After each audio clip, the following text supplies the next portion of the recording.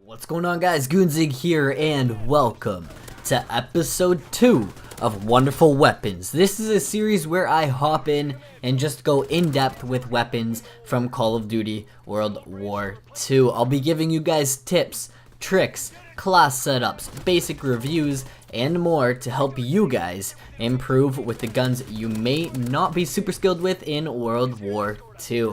I'm gonna try and help you guys out here. Now, I'm not saying I have all the secret tips to make you guys a god, but I definitely have some good ideas and find that certain little things can help with certain guns. Before we dive too far into the video, I would appreciate it if you guys could show some form of support on the video for me. Smash that thumbs up, subscribe if you're new, and become a member of the Goon Squad. Let me know down in the comments what gun you want to see featured next, and you may actually just get a shout out here in the next episode. Now guys, let's get in to today's video.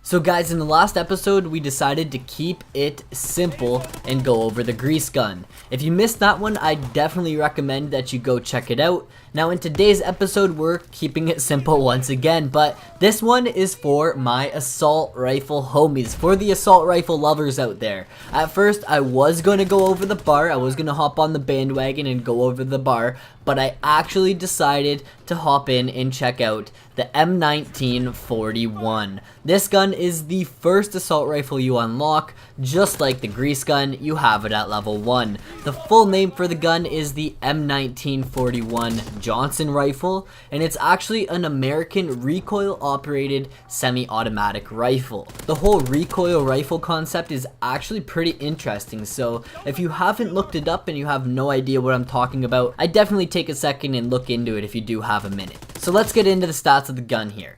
To put it straight up, the biggest downfall about this gun is the recoil, and we'll get into that later on in the video. The M1941 comes in with the following stats: 6 damage, 5 range, 5 accuracy, and 9 fire rate. Keep that fire rate in mind. So overall, the stats are really not too shabby. They're not bad at all. They aren't the best stats out there, but some guns are definitely worse just by looking at the stats. The gun's gonna give you a 4-shot kill in mid-range gunfights, and it'll pull off that 5-shot kill during long-range fights. If you throw on the infantry division, the M1941 will be equipped with that bayonet for any panic knives, and the gun itself shoots really fast. Remember that 9 fire rate? So those 4 and 5-shot kills, they actually feel like 2-shot kills. Like it's actually pretty crazy.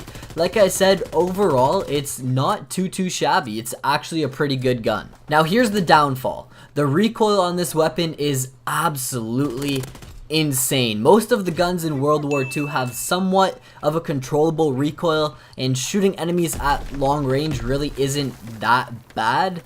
The M1941, on the other hand, has some insane recoil, even with the grip attachment.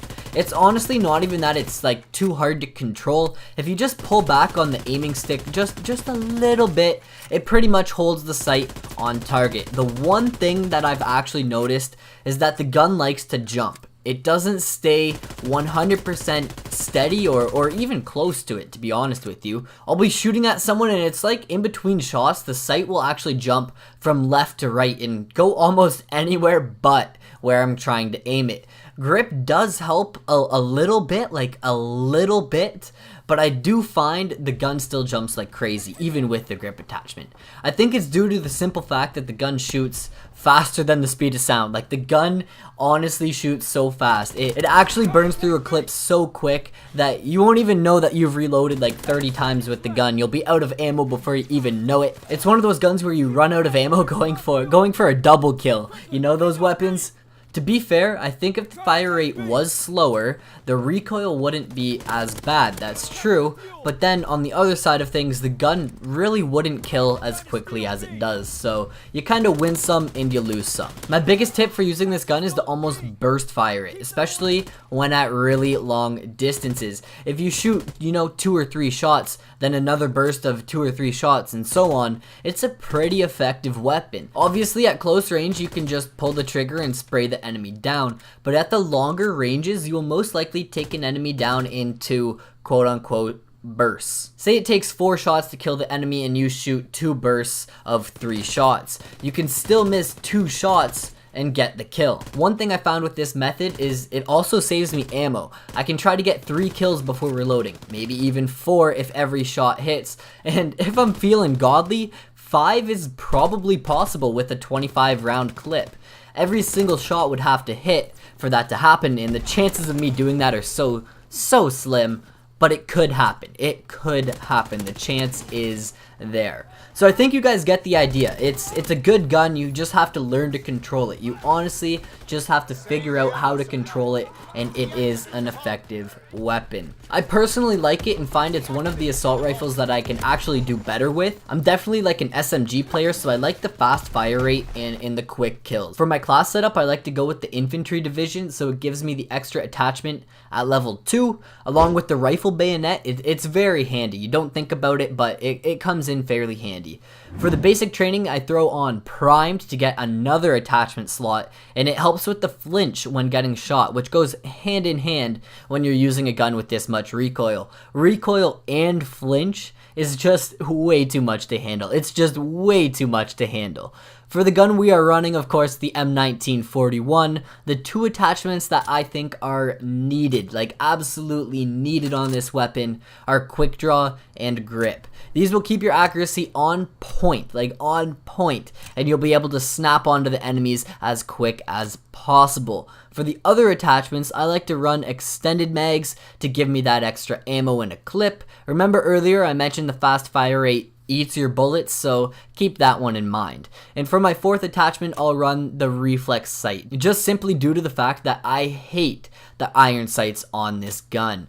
To finish off the class, run whatever secondary you are most comfortable with. I personally run the Metallish with extended mags. It's actually a variant of the machine pistol, so I'm not sure if all you guys have it, but use whatever secondary you guys can do the best with. Same thing goes for your grenade slot. Use what you like the best. I like to run the standard frag or the sticky grenade depending on the mood, but some of you guys might like to run concussions or gas grenades, who knows. But that's actually the class I've been using to shred the enemies with the M1941, and I even surprised myself when I first started to use it. Like the first time I used the gun, I thought it would be way too hard to use, but once you get used to it, get your recoil in control and find your flow, it becomes a very deadly weapon.